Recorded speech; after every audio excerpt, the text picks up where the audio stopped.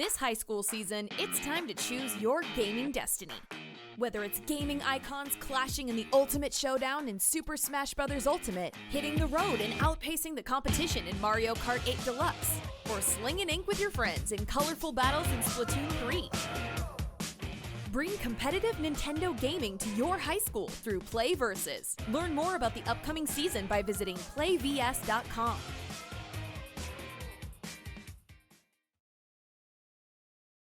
It's Super Smash Ultimate time here, and we're excited to be here. Hill Monkey Man. We get into the action here momentarily at Thomas College in Waterville, Maine. It's a Play versus High School Super Smash Bros. Ultimate MPA Finals. How you doing?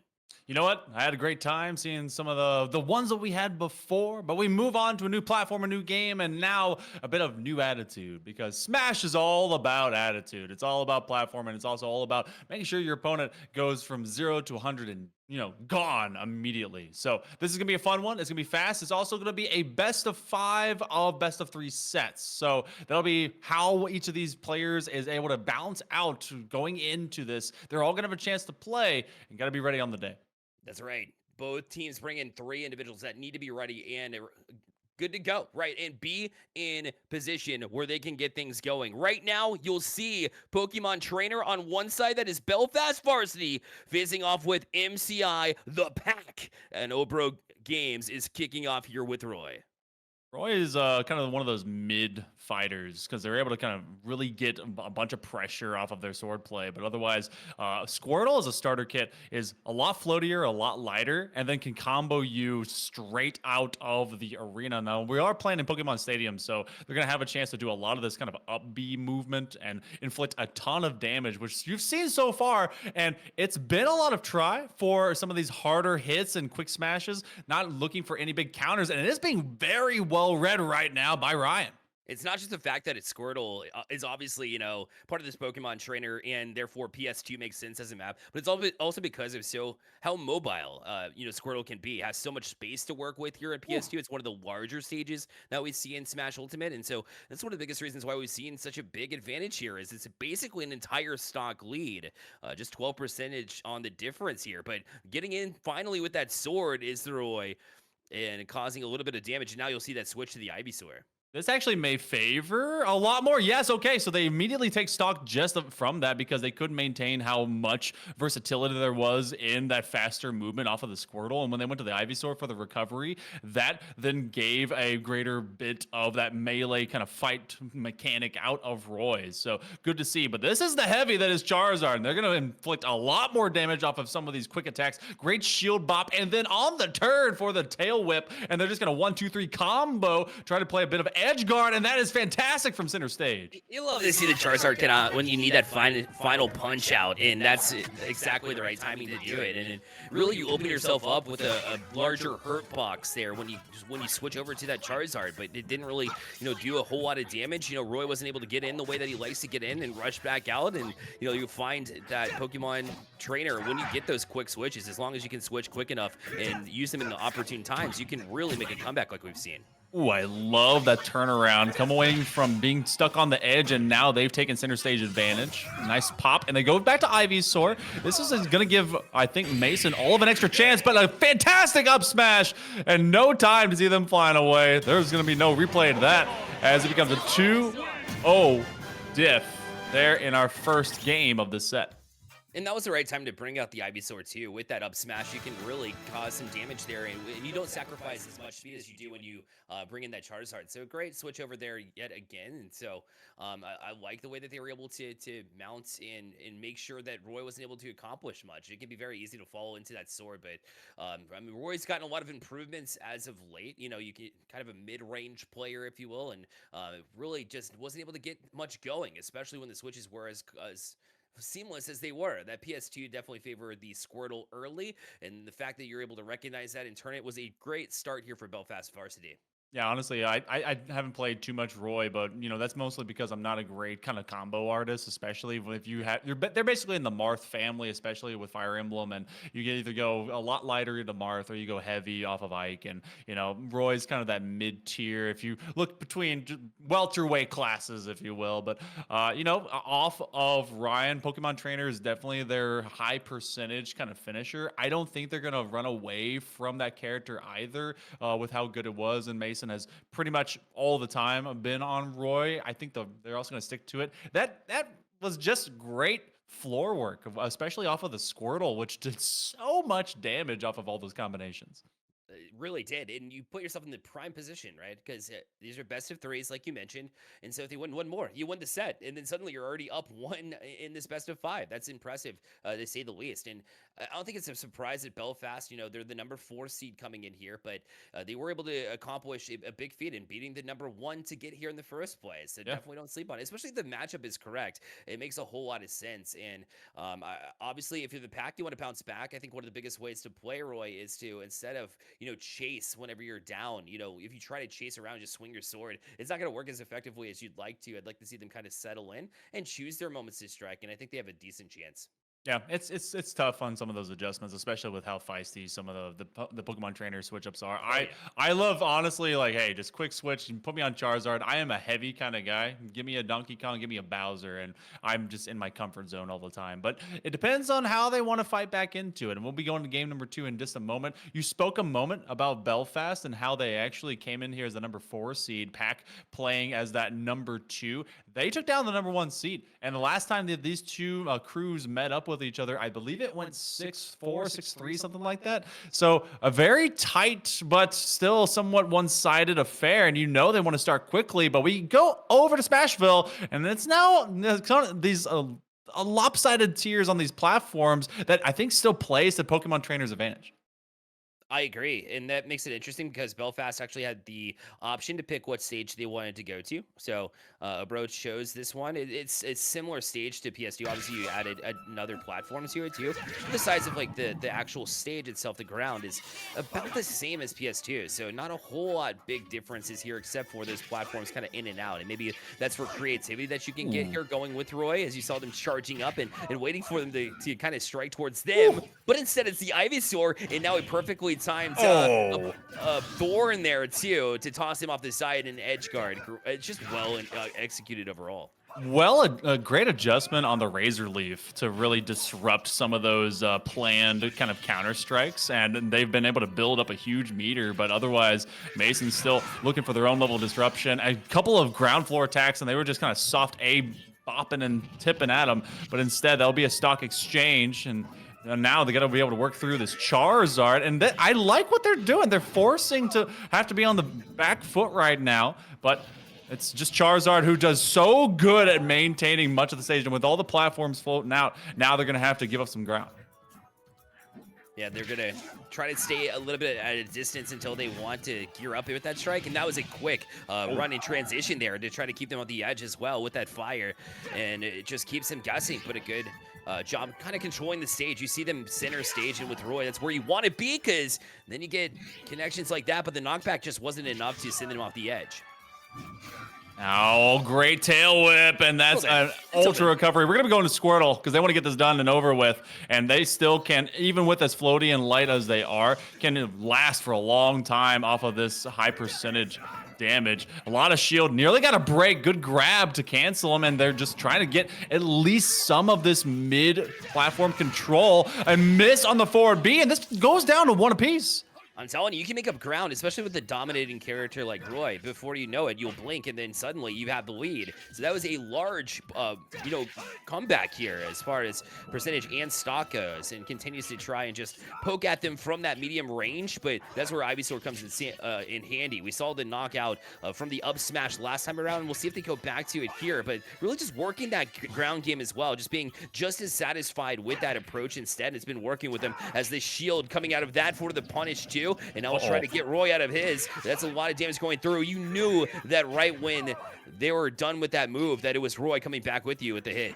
Great side A, and you can tell that Mason is having to very consciously get ready for the disruption that comes off of those Razor Leafs. They're at 100%. They don't want to drop this set early. A lot of damage. They could finish it with another up A. Oh, they switch to Charizard, heavy monster, as the big man comes through. And they're just working for some of that center control. They're going to try and edge guard and go for a big grab. There's been a lot of grab dodges happening, and Mason working from the ground up. They're lasting a lot longer than they thought they might. They went for the counterplay, and now they have to recover. The flamethrower is going to knock them aside. That's going to be a great smash. Off and done. Oh, goodness. Out in a hurry. Yeah, clinical moves there on the edge guarding. And just as fast as we drew it up, it'll be Belfast out to a fast start here with one set in hand already. Wow, that's a quick and big exclamation point to kick things off.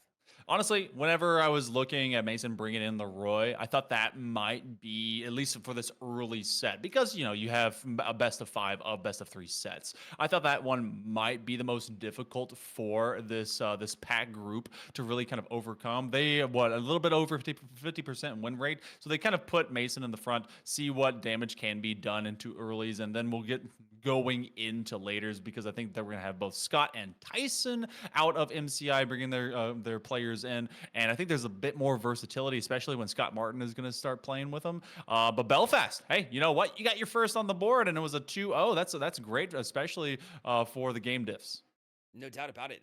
And you put out your boss to begin with, right? With Yeah. Ryan's. I've been so successful with that Pokemon trainer, and when you get very good with a character that's got 3 different looks, that's very difficult to try to counter, especially at this high school level where, you know, you're trying to develop your skills all throughout, you know, in this, especially, you know, in the state of Maine here with the Maine Principals Association, which we give a big shout out to as well here for their championship. And it's been a very entertaining one, to say the least, to kick things off. But yeah, a very strong start here too. If it ends up going to that 4th set, you imagine that they're going to toss him right back in, because Ryan has been so effective on that Pokemon trainer.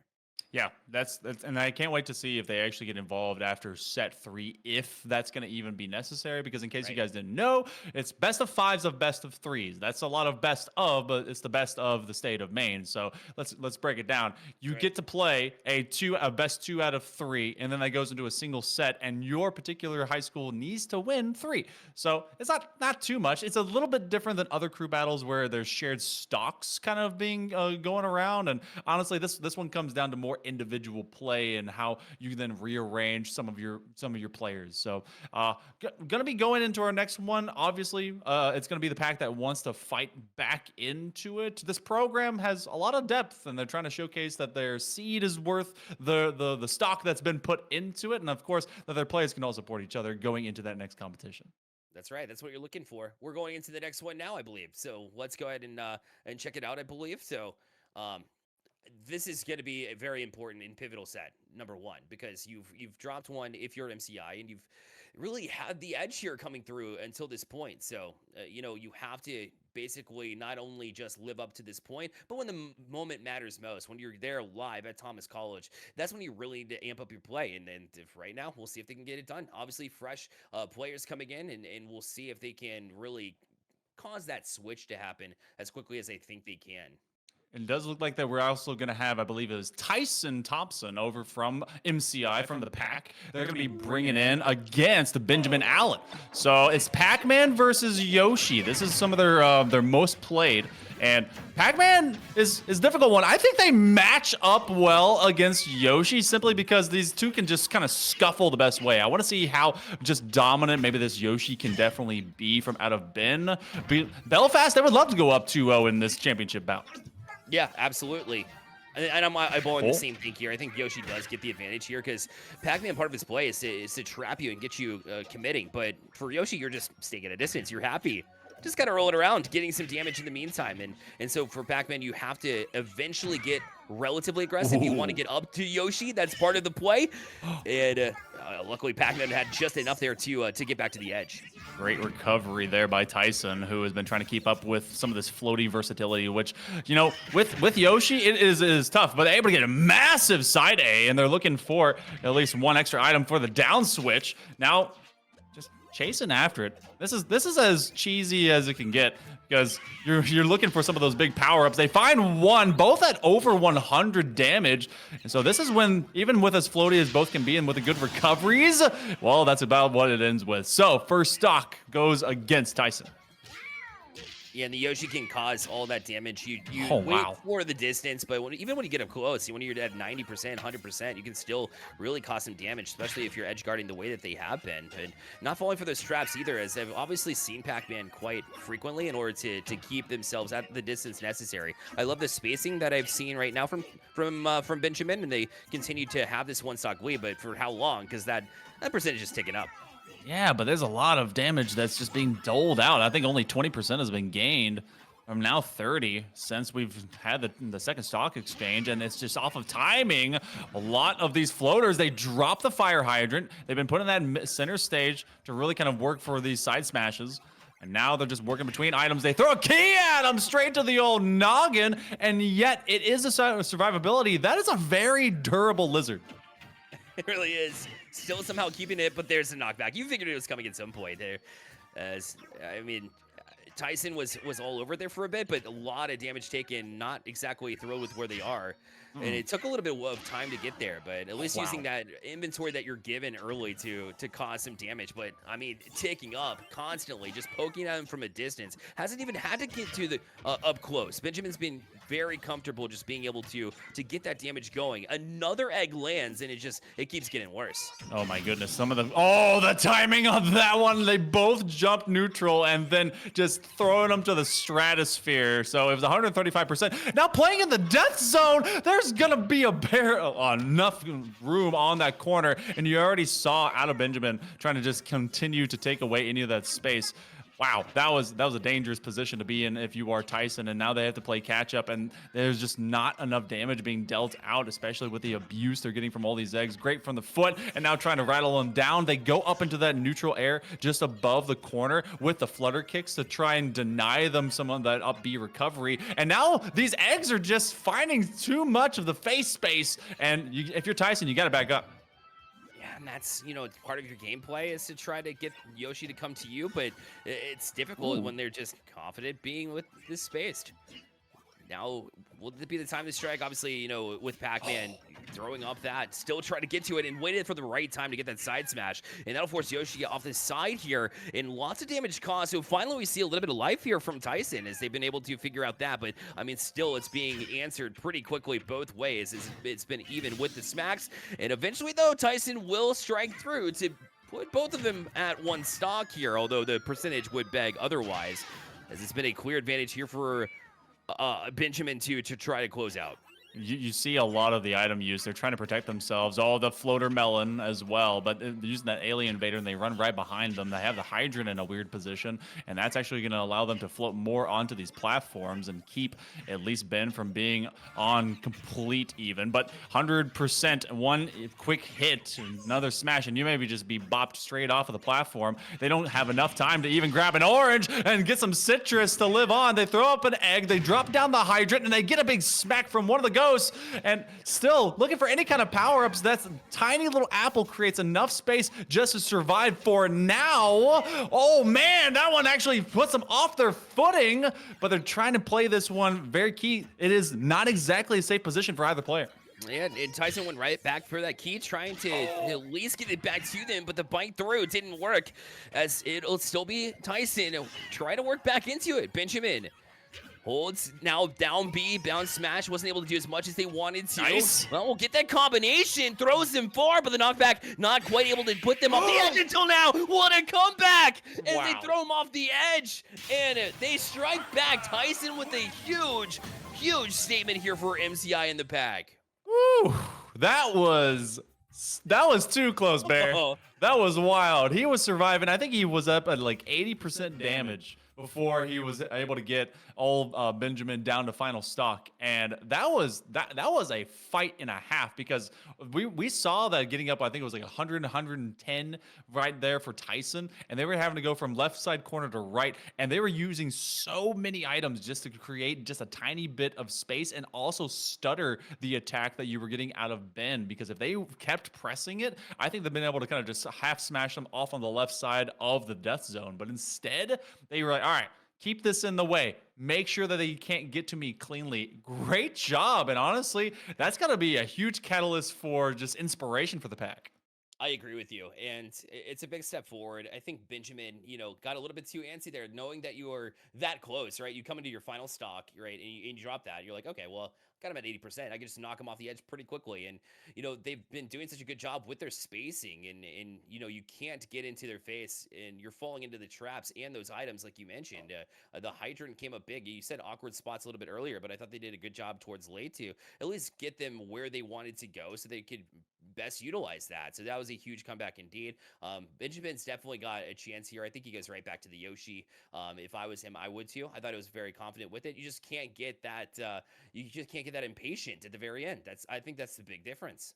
Yeah, if there's anyone that they might go to, because obviously we have some stats to them, and they've actually been able to win 100% from random. But I think they could switch to Falco, and that really could combo Pac-Man into a worse off situation. But I foresee a change because literally this was a single moment from being a win for Ben. Yeah. This was a kind of a 50-50, if you will, and I love the placements that they had off of a lot of I guess putting the hydrant down center and then playing around it and forcing Ben to have to do the same was really what gave Tyson kind of some optimization to work for later. And then when they finally switched it around, it was kind of, all right, this is a thinker. What do I do? I can't exactly flutter kick up into this thing or I'm going to get hydranted away. And it's creating those wrinkles of thoughts. Smash players are all go, go, go. You can't have them thinking, and Tyson was able to trick them just enough. I think so too. Yeah. Tyson. I don't hate the move though. You Ah, mentioned the obviously that Pac-Man with the trap game kept at least Yoshi at bay for a little bit, and those items were able to come out because Yoshi, had that distance. So Pac-Man actually kind of played into it very well. That being said, I see Benjamin with the opportunity to switch to Falco potentially. I'm not sure if it's going to happen. I'm just fantasizing at this point about what he could do, but you can't get those items out if you're constantly being juggled. So right. maybe Falco could be the right move, and it's just so quick in the air too that with Pac-Man, if you're able to catch them even once, the percentage goes sky high. Mm. And we are also getting our next one started up. We're going to be going to stage selection here in just a moment, and I think stage selection is it keyed? Is it like concrete? Which one they have to go to, or do they switch between like winner loser gets to pick? Is that how it works? They got the stage striking. So Okay. basically, you have your list and somebody picks first, and then Okay. the loser will get to pick the next stage, but also the winner gets to strike some stages too. So you get like a free strike, and so it kind of plays back and forth. And so if you lose one and you drop one, you're like, oh, let's just go to a better stage. Which kind of begs the question, what is a better stage for a Yoshi who had that advantage there, and obviously bigger stage the better. I mean, In my opinion. I like the one that they were on because it really kind of gave that balance. You have the two. I would, if anything, maybe they won't have big battlefield, but I kind of like the change up with Smashville, but they kind of go away, and that's because Yep. you force kind of floating, and that with a high item use and trapper that is Pac-Man, you force them to have to really adapt to either an open space or a couple of extra platforms, and it's not exactly always clean when they want to drop like the hydrant and put that in a spot that can be kind of basically zone denial. So that I don't know. For Yoshi players out there, y'all are weird. I'm not gonna lie. It's all about. I mean, we got to see the same style of gameplay for kind of working off of an Ivysaur. Whenever you find that disruption with the razor leaves and then the egg tosses that came out of Yoshi. Yoshi has the weirdest recovery lane and then down smash like section that you can get for kind of any of these characters in particular. I just three stocked straight up from flutter kicks more than I really want to admit. I feel that. Well, because you're talking about me, by the way, so I'm a little bit intimidated, right? Well, this is back. Okay, I don't want to age myself, but back in like Super Smash 64, right? Okay. But like the biddling bomb or the down smash constantly, I would Yeah. spam that, and nobody could figure it out. And the Sky game was the way back in the day. Obviously, it's not the same, and players have Right. gotten a lot better, and they're a lot better than my neighborhood. But either way, I mean, yeah, maybe it's an interesting choice. You don't see it quite often, but Yoshi's all arounder in the type that like really they succeed in just about every front. So it's a pretty safe bet. You can't really knock them too hard, right? No, you can. No, it's one of those that as long as you don't do like me when I try Yoshi and then I up B and I end up floating away off the stage forever. You know what I'm talking about. It's like Aimlessly, yeah. and just end up like a balloon in the wind, never to be seen again. Gone. Oh man, that's perfect. Nailed it. All right, we're hopping into the next one. Let's go. Looks like actually that they're going to stick with that Yoshi pick. So we figured that was going to be the case, but we like to speculate as far as where they might switch to. But I do like this. We're back to PS2, by the way. So a very similar stage nonetheless here with the two platforms and a lot of room to work with as well. So a bit of a change here, but I don't think it really sways one way or another. I want to see what they can work with. Tyson actually gets more comfortable about how they can really kind of key up some of these combos, because look at what they're doing off of oranges and apples. I mean, you could say those are two different things, but it's definitely creating pressure, forcing Benjamin to kind of have to answer one first, then the other, which is exactly what they're protecting themselves with, especially when they put those floating melons in front of them. But now it's been a lot of having to work back to center stage. Benjamin has acquired a doubled up version of the damage, but they put out a couple of quick eggs and they put Tyson right back to the corner. A very familiar strategy. We saw it the last time around, but now trying to chase a little bit. So looking a little bit, aggressive like we saw last time. That really was their ultimate demise there. But good shield timing there from the Pac-Man here in the hydrant placement to try to get that side smash, but was able to avoid it just in time. But still going to send Yoshi to an uncomfortable place here with the edge guard, just trying to toss out any eggs they can, but eventually all roads lead to you falling off the side. Down smash, bring out the ghost. Ghostbusters ain't here to help you out, so Pac-Man does the work themselves. That's gonna be a quick egg, and they're trying to just at least dole out some damage. This is like having to play against a newer version of Mr. Game & Watch. Go figure. But a great tag again. I just want to see an extra grab. They go for the egg roll. And they have to, again, play around this hydrant, and this is just such good placement. This is really Tyson finding their form.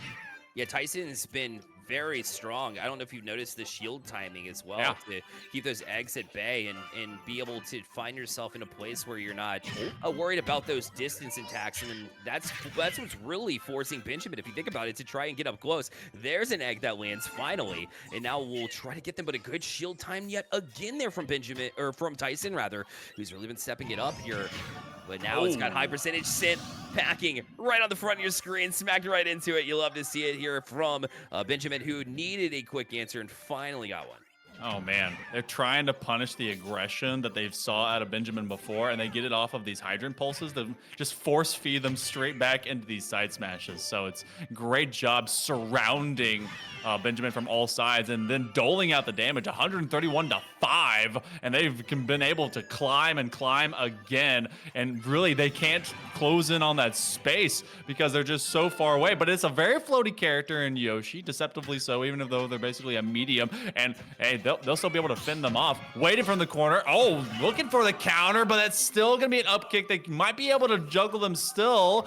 And hey, egg meets button, and they're trying to just give it right back to him. This is all but inevitable, but this is a lot of extra damage, and hey, maybe they could be able to sneak into stock. Oh, dangerous move with the down smash, especially at 180, but somehow got away with their lives, but now you're ticking up all the way to 200. I didn't realize that Yoshi was a tank. Yeah. That's what it feels like right now. It's been unreal. And now of over 200%. So obviously the next touch from Pac-Man here, from Tyson, will send them off the edge and give them that stock lead. But at least you're ticking up a little bit on that percentage here, but maybe not enough.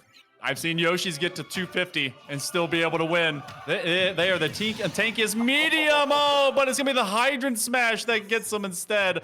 All right, forcing this one from Tyson to be in a more uncomfortable position, so it's not exactly free. They do have a stock advantage, and now they're trying to abuse with a bit of the Space Invader. That one, as they come right back to fighting over a secondary platform. And now it's just about comboing them straight into final stock. A great slide as they just go for the nom nom nom and then going for the bomb bomb bomb. They may slide right back underneath them looking for a single grab. And finally, it's Ben that escapes that pressure.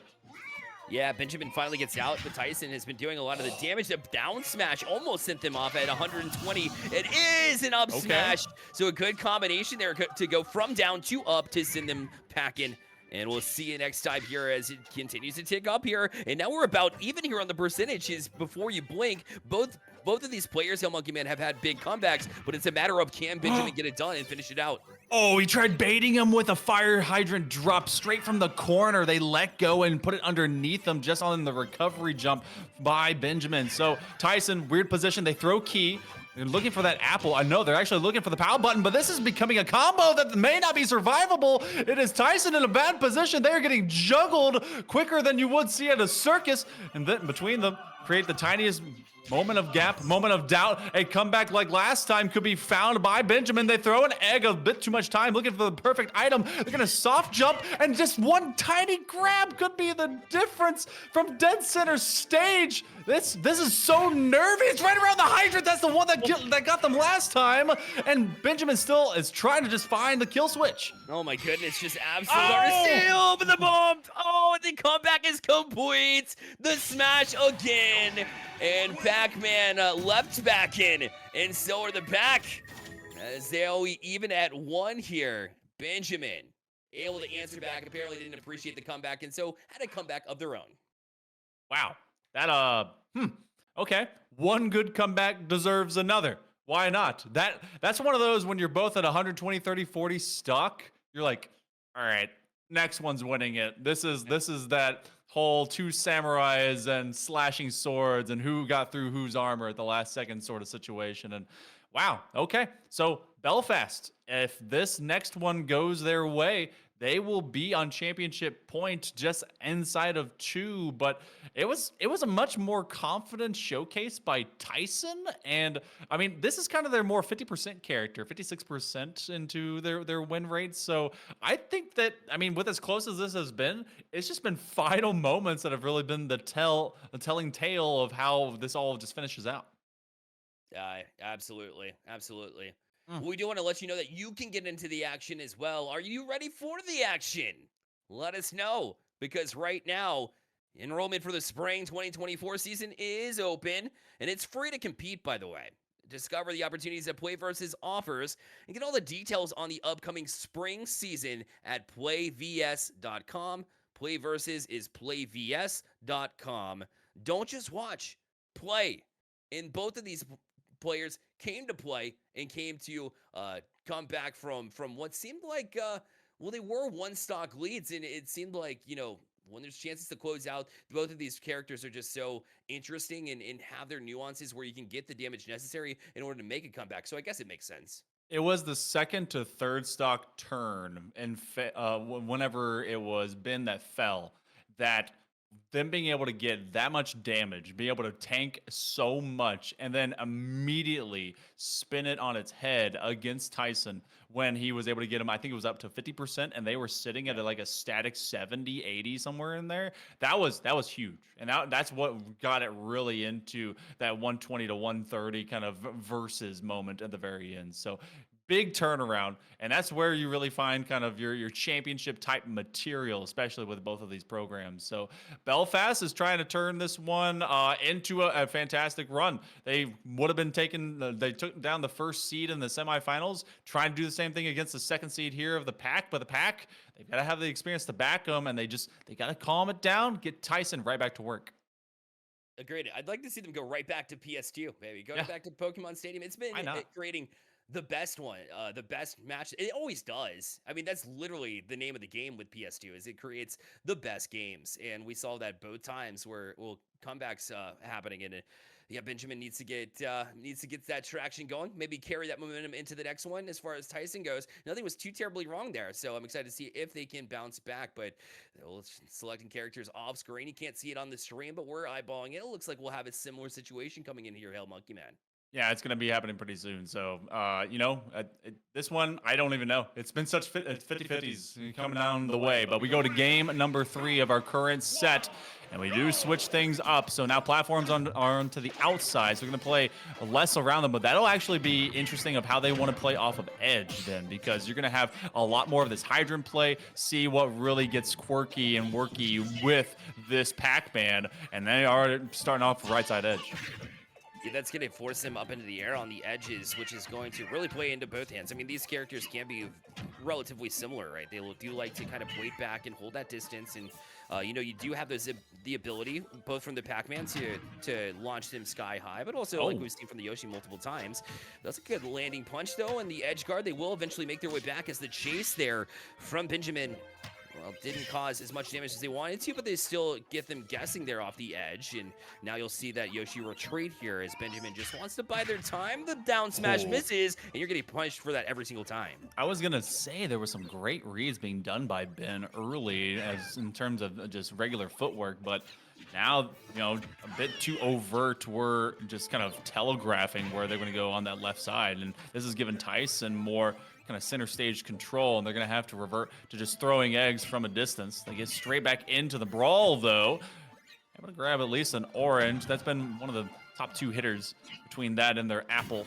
And they put the fire hydrant there. And that's actually a double-edged sword because of the pulse. You get a lot of this damage now going out. Able to recover. Oh, what a tag. And now they're going to change places. But both of these players at high damage. No stock exchange until finally the finisher is found by Ben. Both players are showing up. Both players are finding the right opportune times to get hits and punish and bait them in. Both times on the edges, both players made great plays, starting with, Tyson off that edge to get that hit, that tag in the first place, to even get back and get that smash out. But now, you'll have to be careful.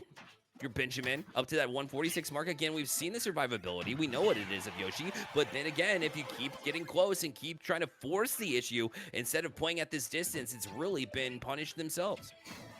Oh, and finally, yeah, you're just looking for one good land and go. All right, they're going to still have Space Invader, but they're also straight from invulnerability and from life. Oh, Meteor smashing my man. 7%. That is uphill if I've ever seen one. And now this is a rough position for Tyson. Ben is just trying to speed run him in these last 2 stocks. Yes, Benjamin can feel it, he can taste it, but the last time we saw this happen, it was a comeback effort from Tyson, and we've seen it in both of these games, so you cannot count them out, although it will be that upward climb. The shields out here. It's been so effective from Tyson the second game. Now good patience in the slow play there allows them to get a couple of smashes, and the eggs, though, will miss. And the hydrant will cause a little bit more damage in keeping Benjamin at bay at the very least, but not enough damage to justify the fact that they've been close. Now it'll happen, though, as the 100%, it'll go up, but they need this attack, and they need to smash him now. Oh, they are at back-to-back buddy cop style, and this is actually a terrible position for Tyson because he's now got his hydrant that could pulse him, but he's going to use it as a side smash. They're looking for something to help them out. They've got the PAL button. They drop one more, but they have to play away from their item. Got the key, very fast item, and now they get eggs dropped, and it could be just finishing out this set. Gotta keep it alive. That's a ton of damage. They will have to float. They're gonna play from underneath them. They can't get the juggle tap though, and that's now be center stage for Ben, who's gonna have the shield roll. Can't get the grab. A little up A, and now just from off of that platform, this is everything that Ben could want. Tyson on the ropes. Tyson's been fishing for something, right? You saw the key, but the great timing from Benjamin, knowing that when they pull it out directly, they're going to use it as quickly as they can and allow them to jump over and DI away from the next hit. And now the next hit will probably send them packing. Right now, it just seems to get the down smash. There it is. And that's going to be the win here for Benjamin. Or for this... Yeah, Benjamin able to take care of business here for Belfast, and that'll move them up to, like we mentioned, match point here in the sets.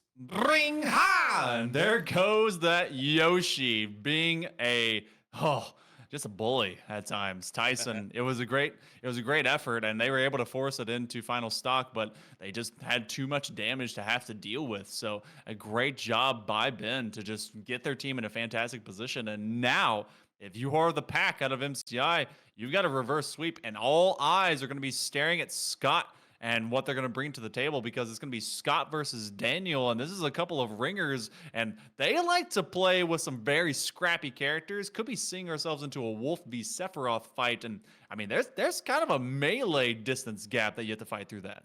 Yeah, you have to constantly be working through it, and Wolf's gonna be rushing you down consistently, but I mean, Belfast gave themselves an advantage to begin with, so I do like Scott's chances in bringing the pack back, but Belfast has been something else, right? I mean, the 3-2 win over the first the first round, and then 3-1 in best of 5 sets against the number 1 team. They're 8-1.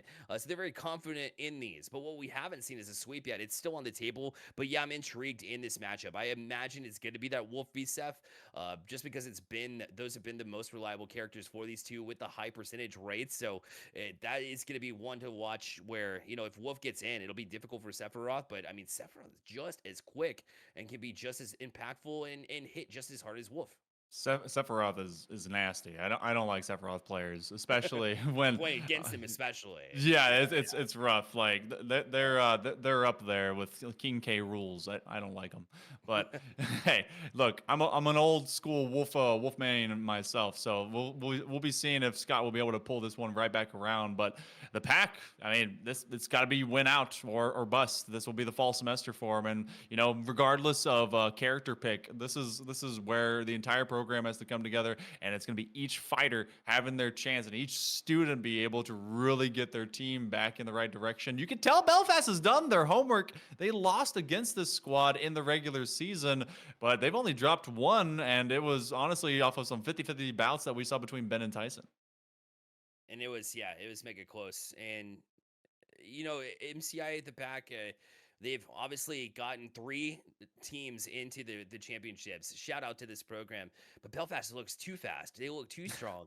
And I don't know if they can handle here. This third matchup, though, we know the win rates here, but we haven't seen a whole lot of them face off with one another, especially mano y mano between these two players of each team. And so it all comes down at the end of the day as far as the matchup goes in game. I've been taught a whole lot that it's about the characters more so than the players themselves. But still, when you're developing as a Smash Ultimate player, sometimes it can be the difference between who's just better at what they do. And maybe we'll see that, maybe we won't. But the pack, they got this last chance to stay alive.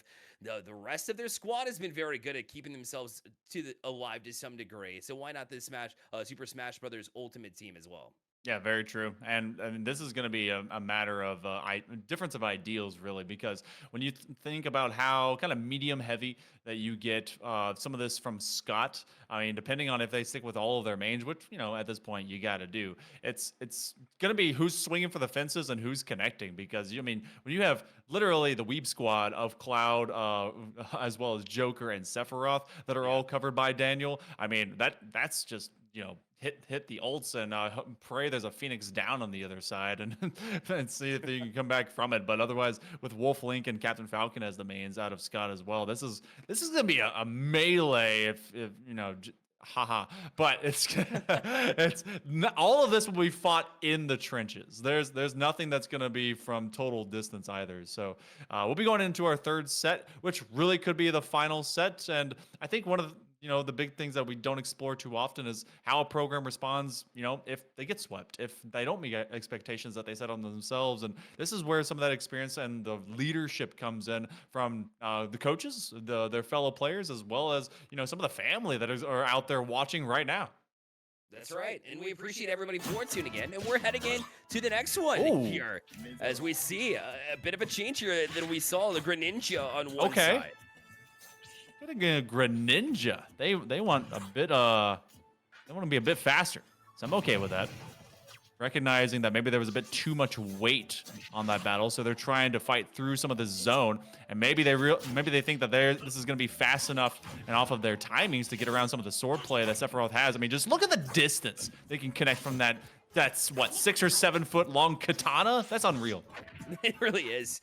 That distance you can play with that. Plus, we knew it was going to be a speedy matchup regardless, and we didn't even mention Greninja as part of that, but yet it's still the same rings true. I mean, I just got back from Atlanta as well that, basically all heavies were played, so it's a nice change of pace for me, knowing that there might not be as big smashes. Regardless, Seth can put up big smashes, so can Greninja, but it's a nice relief and change of pace here to see the speed is, both have been very reluctant to really expose themselves until that down smash happens, and then suddenly you're causing all sorts of damage, but the answered call to get back on stage was nice. That's some shadow clone jutsu right there as they replace it with a log, and that was a fantastic counter. Oh, the down smash, and now they're on the pure edge guard, but it's gonna be such a huge combination connection off of the sword from Sephiroth, and looking for a grab, getting the throw, but he's gotten a bit too much meat inside of that cloak. The one-winged angel hopping right back onto it. Oh, and he's gonna slice him thin. That's gonna be first connection and first stock. Yeah, you got to be in and out when you play a footsies character like this, and it just wasn't quite quick enough there for Scott, but Daniel will take it either way, and it already still is up to 134 themselves. It's not like they're very safe, but they are causing all sorts of chaos in the minds of Daniel, who's been trying to figure it out. Eventually, he will send them off the edge, and here we go. And that was a bit of timing. They were all shielded up. It looked like they were ready for a counterplay, and then they just get hit by the water shuriken. So unfortunate for Daniel, but you know that's great timing if you are Scott, because honestly at this point you don't want to let that build for too long, and they can play more of this distance game. I was talking about this is going to be very scrappy and in the trenches, and you're actually forcing Daniel had to have to come to you off of the Sephiroth, but they can do that and cut the distance in by a third at minimum, and that's gonna at least edge that shield, forcing them to play more defensively.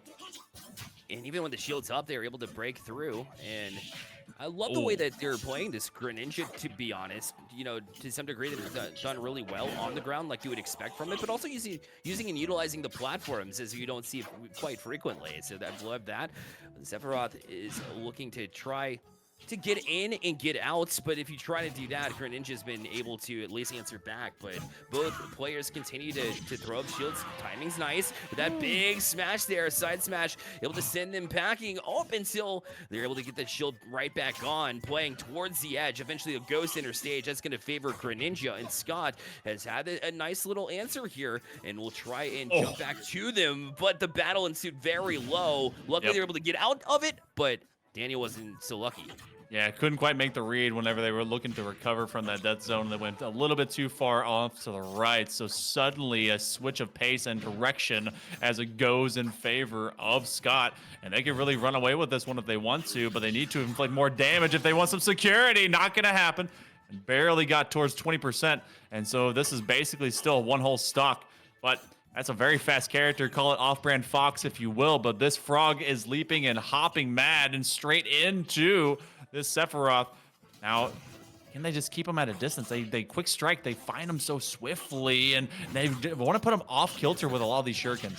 Oh, and it looked like they were trying to expose it right when they threw out the shuriken. They tried to follow up with one of those combos that we've seen recently. The combos weren't landing very much earlier there for Scott, but now they have been, and it's been a pain to try to deal with here for Daniel. The shield will keep him off temporarily, but that's about it. As now they're able to sneak in with that quick attack on the side, the rush attack, and will send them off the edge, but back to it.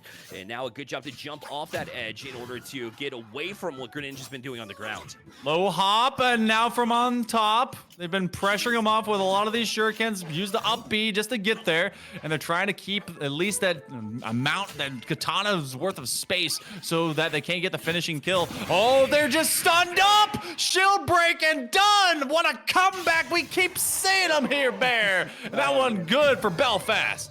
Styling up on him, and you thought, it was going to be enough of a nuisance there from Scott in order to get that kill, but then you see them stun there, and it was the perfect timing, right? And so sometimes you love to get that little dance. It gives you some confidence rolling in, and Daniel got the job done.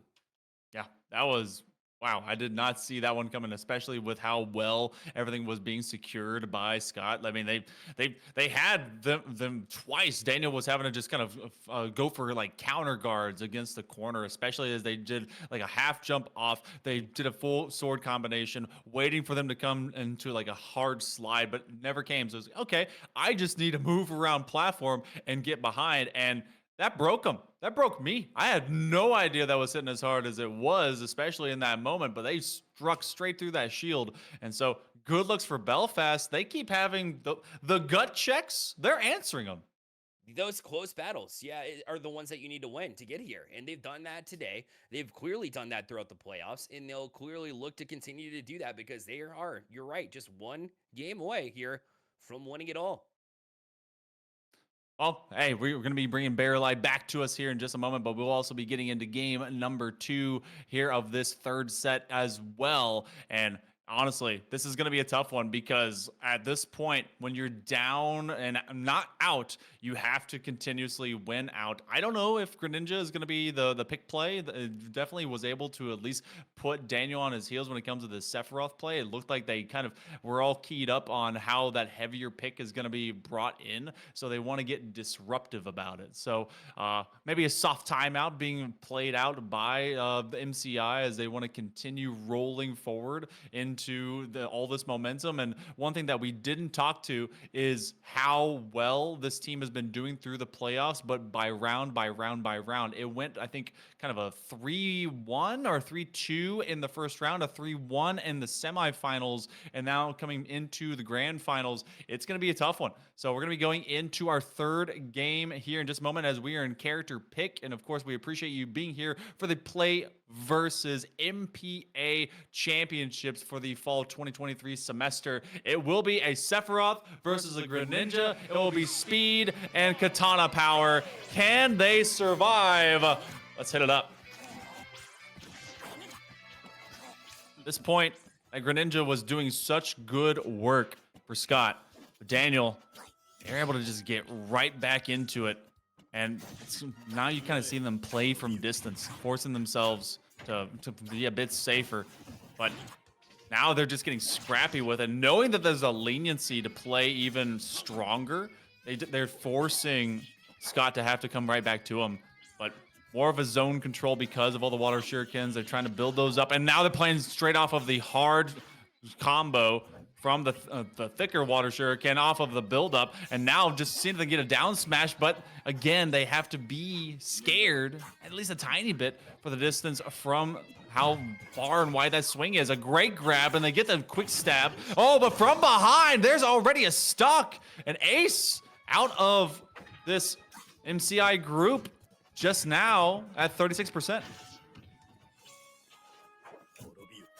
A little bit of extra dancing. They're going to try and build up Daniel.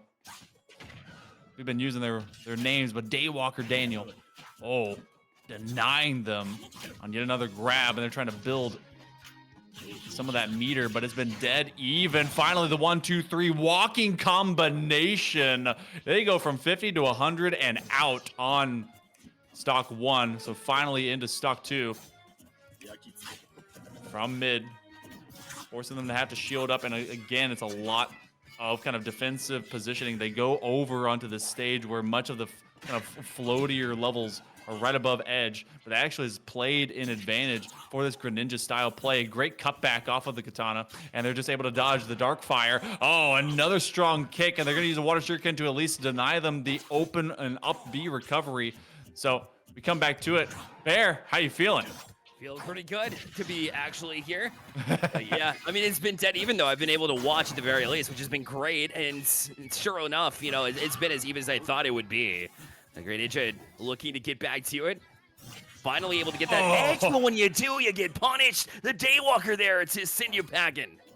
What a read. They knew that they were going to go up and try to get onto the platform, and so they did a high up swing to just take away any of that extra space, and now all of the ground that was recovered by Scott has been surrendered, and this is going to be the point. What? Straight from the edge. They had maybe 30% damage. That's it. That's championship. That goes to Belfast. Speedrunned it in a 3-0 sweep. No kidding. Wait, I just came back and it was even with 2 stocks apiece. I'm sorry, the pack. I'll leave again, but it's too late. Congratulations to Belfast Varsity for their championship here for the MSA Finals. It was an excellent run for you. You beat the #1 team. You came to the finals. You won that. What else can't they win? Belfast Varsity just showed up at the right times. Congratulations to the squad. Those are definitely some students that are prepped for their finals because they did their homework when it came to teams that had beaten them before. They went 3-2, 3-1, 3-0 throughout sequential rounds of the playoffs. A job fantastically done by the squad out of Belfast. Coming as #4 seed, leaving with a crown on their head. It's going to be a bit heavy, but hey, they're going to be feeling pretty good about that going through the winter into the spring. That was a stellar performance, and I honestly thought Greninja was the answer, but hey, when you steal the edge and then you just go for the home run swing, sometimes you hit. That's right. And it makes you wonder, like, if you went with Wolf there for Scott, would things be different? But you can play that game all day long. But yeah, you make a great point. Great Ninja was a great counter, right? And it's just maybe sometimes it's about comfortability. When you're at a great location like Thomas College, it can be very nerve wracking to play in front of everybody. But a job well done there from Belfast Varsity as they're able to get the job done here. So quite the day there for MCI. They weren't able to get it done there in the last two titles, but we still wish them well, and it's impressive enough that they were able to get three teams in the finals from the get-go. What Sean Stackhouse and the rest of the crew there has been able to accomplish has been pretty great. You know what? The best thing about this, even though it kind of stinks that no one won, this means that everyone is on this in the same headspace, and it becomes a very coachable time frame for them. But hey, we all know what defeat looks like, and we're all ready to improve as steps go forward. And that's honestly one of the things that you can really galvanize an entire program behind. And they're going to come back stronger in the spring. 100%. There's no doubt about it. And obviously, we got to cover the action here too. We're looking up too, and you could be part of that action, of course. Again, we want to let you know that if you're ready for action, enrollment for the spring 2024 season is now open, and it's free to compete, by the way. Discover the opportunities that PlayVersus offers and get all the details on the upcoming spring season at playversus.com. That is play, V as in Victor, S as in Sam.com. Don't just watch. Play, win, championships. Hail Monkey Man, final thoughts on the day. It was great, just great looks overall. Maine showcasing a lot of talent, especially coming out of the states, coming out of these high schools, and I can't wait to see what's going into the next semester. But everyone that won today, make sure to enjoy it because they put on a stellar show for you, one and all. Thank you to all the staff from the Play Versus side as well for organizing. Of course, the MPA as well for being around and creating this in the first place and allowing us the chance to do this and stay plugged in for the production of this program as well. And a thank you to all of you for tuning in and hanging out with us too. We appreciate you and wish you a great night. Take care, y'all.